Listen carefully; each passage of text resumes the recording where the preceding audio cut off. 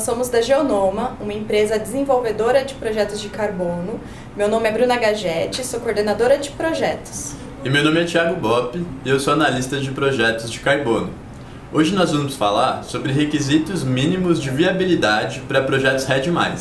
Quando um proprietário quer saber se a sua área tem potencial para o desenvolvimento de projetos e geração de créditos de carbono do tipo REDD+, é muito comum a gente receber perguntas do tipo qual é a área mínima para desenvolver um projeto, ou então se é possível fazer um projeto dentro do bioma Mata Atlântica.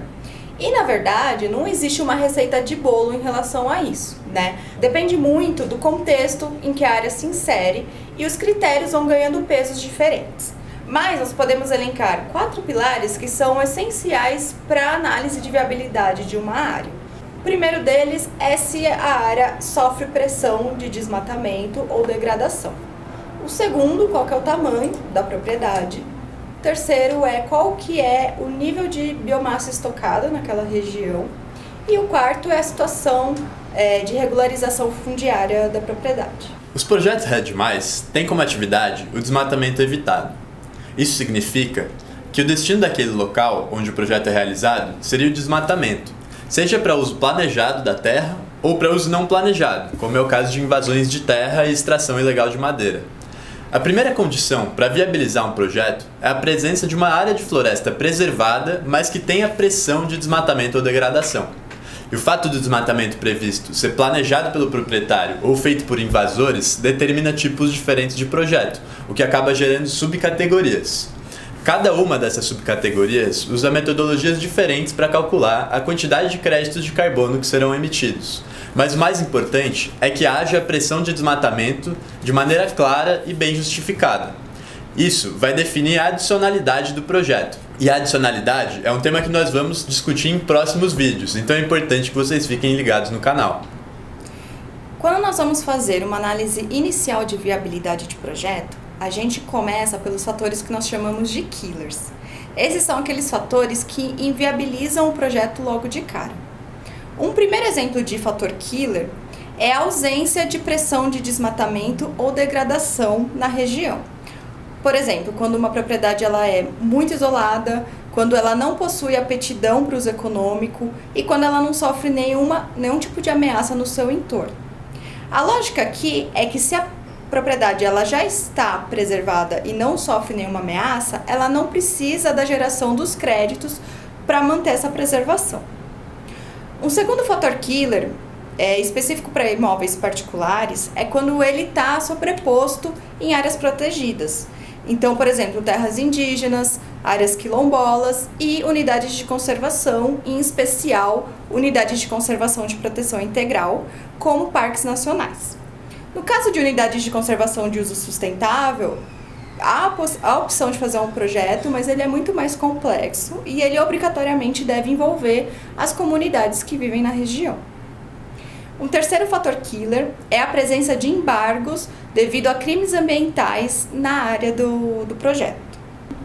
Em relação à regularização fundiária, é de extrema importância que se tenha a comprovação de toda a documentação de titularidade da terra, uma vez que é preciso se comprovar que os proponentes do projeto, seja a pessoa física ou pessoa jurídica, detêm de fato os direitos sobre os créditos que são gerados.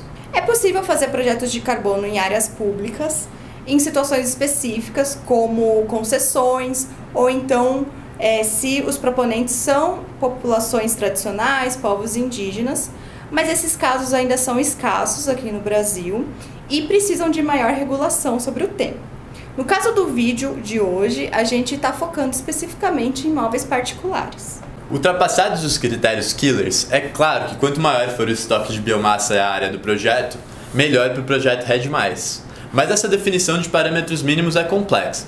Por exemplo, áreas menores podem ser elegíveis para um projeto de carbono com alta biomassa estocada, e áreas em que a biomassa é baixa podem ser compensadas por extensões maiores da propriedade. O cálculo de viabilidade econômica do projeto depende então da pressão de desmatamento sobre a área, da biomassa estocada e do tamanho da área em si. Para quem busca um número mágico, dá para dizer que ele varia em torno de 10.000 hectares. Mas vale lembrar que existem inúmeras exceções de áreas menores que são elegíveis, assim como áreas maiores que não são. O problema das áreas pequenas ou com baixa biomassa é que a geração de um projeto de carbono com certificações, auditoria e registro do projeto é um processo custoso, e se a geração de créditos for baixa, é possível que ele não se pague. Inclusive, esse é um dos principais motivos que ainda não temos projetos do tipo REDD na Mata Atlântica, porque esse bioma já foi muito degradado, muito fragmentado e praticamente não existem propriedades particulares com uma dimensão suficiente para viabilizar um projeto. Mesmo considerando projetos agrupados, ele seria um projeto de grande complexidade no ponto de vista de governança. Então, em resumo, se você possui uma propriedade em torno de 10 mil hectares ou mais, com floresta preservada, com um histórico fundiário documentado, e se você está disposto a mudar a atividade econômica no local, ou então se você está enfrentando dificuldades de proteger a sua área de ameaças externas, é muito possível que a sua área seja uma ótima candidata para projetos REDD+. A Geonoma é uma desenvolvedora brasileira de créditos de carbono. Por isso, nós analisamos propriedades nos mais diversos lugares do Brasil. Se você se interessou por esse assunto ou tem alguma dúvida, deixa seu comentário aqui abaixo. E se você tem alguma área para avaliar, mande pra gente. Até o próximo vídeo. Tchau!